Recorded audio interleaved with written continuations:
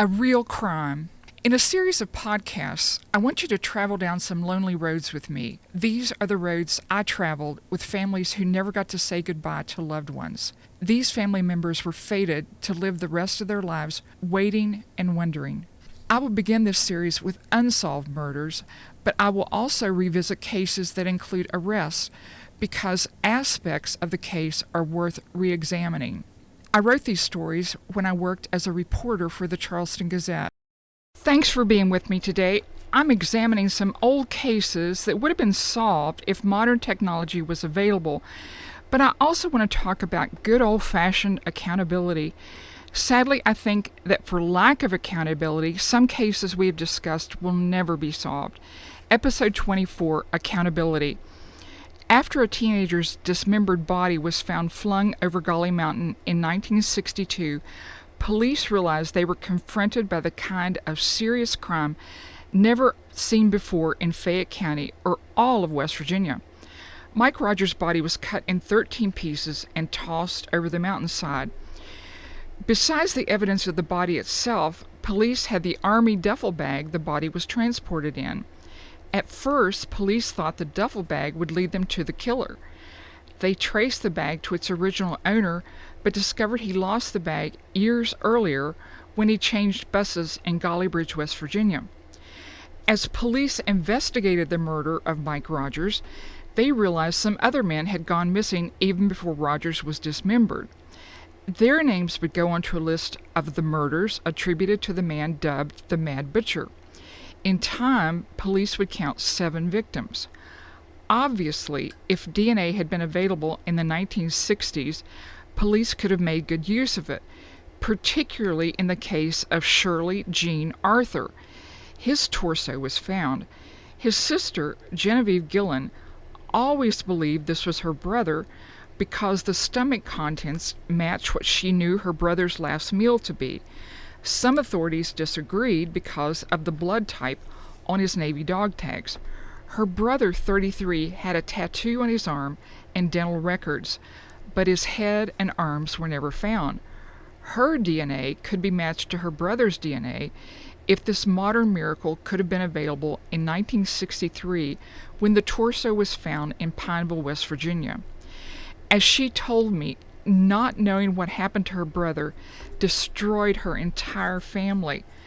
The duffel bag should still be available today, but the duffel bag disappeared years ago. A crucial piece of evidence in one of the most notorious cases the state ever saw can no longer be accounted for. A Fayette County deputy thought he knew someone who could look at the duffel bag and shed light on who owned it. The deputy never returned the bag. He should not have been allowed to remove it from the Oak Hill detachment of the West Virginia State Police where it was originally housed. The deputy died years ago, so little hope remains that the duffel bag could be found. Obviously, this is a fundamental failure to keep track of evidence. Sadly, this happens more often than anyone would want. If the duffel bag had stayed with the other evidence and been properly filed, today's technology might have brought some answers to this horrible series of murders. Examining fiber evidence is a whole field of forensics on its own. Identifying fibers on a victim's body or the perpetrator has led to convictions. In this case, a full-size regulation duffel bag will never be accounted for. If technicians today could examine the bag, I think we would have a few more answers than ever yielded in this horrible case. I think this loss of evidence is itself a crime. As I pointed out in a previous podcast, police found only one complete body and parts of other bodies. The bodies of some of the other men on the list were never found, but the suffering of the families who mourned them stayed with them until the survivors died also. The man I believe to be the Mad Butcher died years ago, so any chance for justice is gone. But I still think it would be wonderful if more answers to this horrible string of murders could be provided. In every criminal case, the prosecution has what's known as the burden of proof. The burden of proof demands that a prosecutor prove everything a defendant is accused of.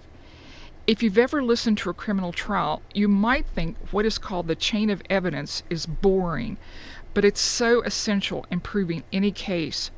From the moment any evidence is found, prosecutors must be able to prove every link in the chain of evidence. Let's say a police officer finds a gun. This gun must be bagged and marked with all kinds of identifying information, including where it was found. If a bullet from that gun is also recovered, the technicians must be able to prove through certified lab tests that a bullet of that same caliber could be fired from the recovered gun. Technicians will mark the weapons and the bullets, and they must report the tests they performed.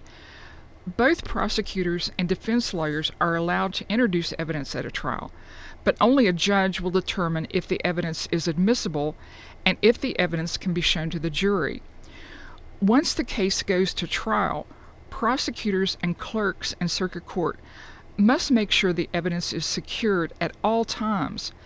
At the end of a day in court, clerks will take all the evidence into their office and lock it up. If the evidence would be tampered with or go missing, the whole case would likely have to be dismissed. I remember a case from Fayette County Circuit Court.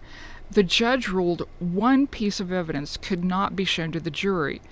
By mistake, this piece of evidence was handed over with all the other evidence to jurors in their jury room. The judge had to declare a mistrial when they discovered this evidence ended up in the hands of the jury. Keeping track of evidence is the most fundamental part of any case. The fact that the evidence, like the Army duffel bag in the Mad Butcher case, is missing is a real crime. Thanks always for listening, and to Tommy Signer for his always great work. Please join me next Wednesday for another episode of A Real Crime by Susan Williams.